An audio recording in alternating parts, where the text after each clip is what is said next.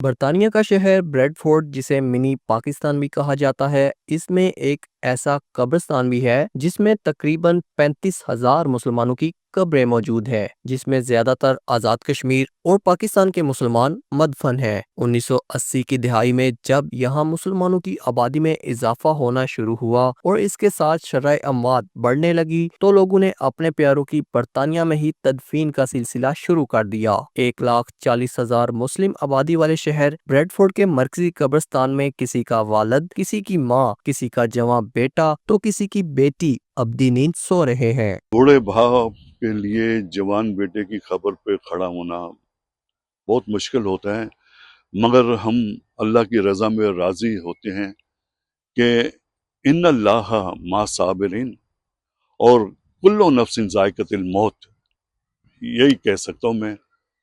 بوڑھا ہو یا جوان ہو یا پیدا ہو، ہر اولاد اچھی ہوتی ہے، ماں باپ اچھے ہوتے ہیں۔ کوئی بچے اپنے والد صاحب کو کاندھے دیتے ہیں، کوئی باپ اپنے بچوں کو کاندھے دیتا ہے۔ یہ جذبات ایسے ہیں کہ اندر ہی رہتے ہیں، باہر نکل نہیں سکتے۔ اللہ سب کو صبر دے، آمین ثم آمین۔ یہاں مدفن مسلمانوں کے پیارے اپنے مرحومین کی فاتحانی اور بخشش و مغفرت کی دعاؤں کے لیے قبرستان آتے ہیں۔ دیکھیں، انسان اس وقت نہیں مرتا ہے جب وہ قبر میں جاتا ہے، مرتا اس وقت ہے جب اس کے پیارے، اس کے چاہنے والے، اس سے پیار کرنے والے اس کی قبر پہ جانا چھوڑ دیتے ہیں، جب اس سے دعاؤں کا رشتہ توڑ دیتے ہیں۔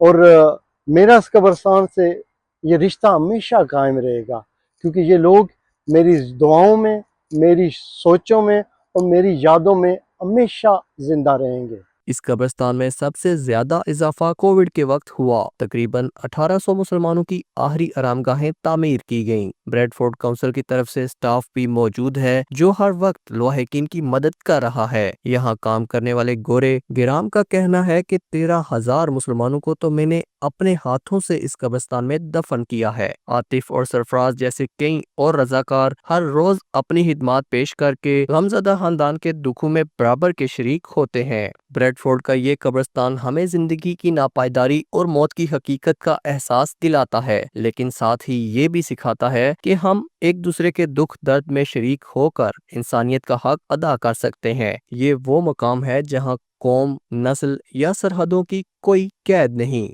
سب کے لیے ایک ہی منزل ہے۔ Shakeel Anjum Rajput, bureau chief JK نیوز، UK، یورپ۔